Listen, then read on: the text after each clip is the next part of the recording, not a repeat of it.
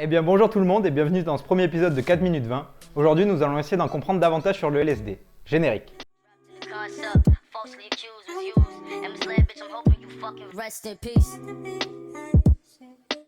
Pour définition, le diéthylamide de l'acide lysergique, de son nom allemand.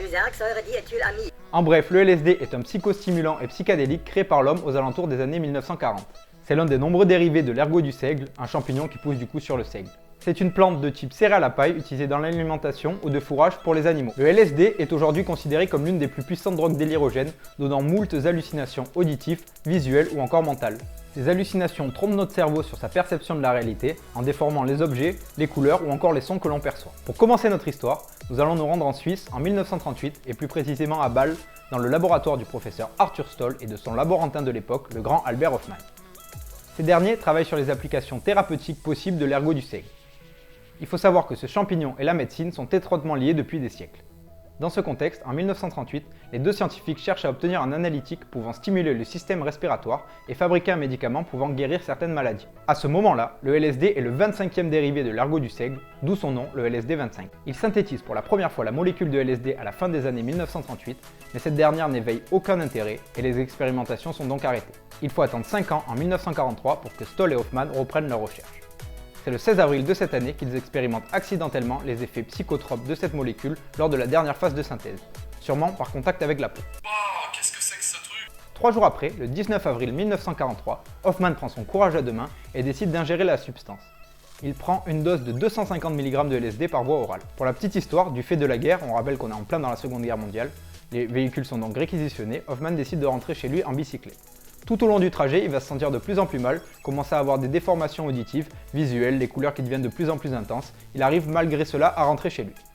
Il va vivre le premier trip de l'histoire de cette drogue, ouvrant la voie à de nombreuses expérimentations psychédéliques et scientifiques. Cette anecdote est d'ailleurs connue sous le nom de Bicyclette Ride, vous pourrez retrouver de nombreuses vidéos YouTube sur ce thème. Hofmann raconte cette première expérience dans sa biographie parue en 1980. Suite à ce trip, le professeur explique qu'à petite dose, le LSD pourrait permettre d'aider à la guérison des troubles mentaux.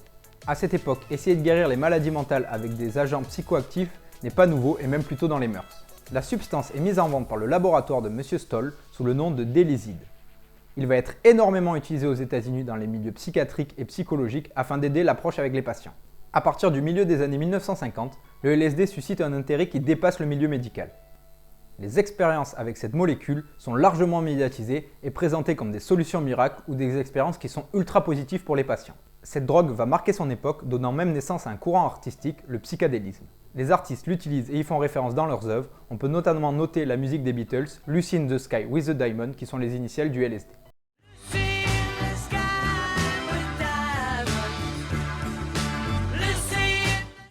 Le LSD-25 est fortement associé à la contre-culture américaine et notamment au mouvement hippie qui vient s'opposer à la course à l'armement des États-Unis.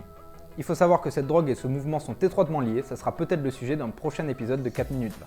La nouvelle convention des stupéfiants de 1970 classe le LSD comme substance ayant un potentiel abus présentant un risque grave pour la santé publique et une faible valeur thérapeutique, arrêtant de ce fait les expérimentations sur cette drogue et la rendant illégale. Je voudrais finir cet épisode en revenant sur une affaire qui touche une ville voisine à la mienne, l'affaire du pain maudit de Pont-Saint-Esprit. C'est une série d'intoxications alimentaires qui touche le plus sévèrement cette ville le 16 août 1951. Pourquoi est-ce que je vous parle de cette affaire dans cette vidéo? Tout simplement parce que le journaliste Alberini Jr. publie en 2009 dans son livre A Terrible Mistake que cette intoxication pourrait être liée à des expérimentations de contrôle mental menées par la CIA. Dans sa théorie, qui est bien évidemment une théorie personnelle, il explique que le CIA aurait testé le LSD comme arme de guerre, en la pulvérisant sur les champs voisins de la ville. On finit donc cet épisode sur cette note positive. Si t'as bien aimé, tu peux lâcher un petit pouce en l'air, tu peux t'abonner, c'est gratuit et tu peux changer d'avis si jamais je te saoule au bout d'un moment. Sur ce, je te dis à la semaine prochaine et porte-toi bien.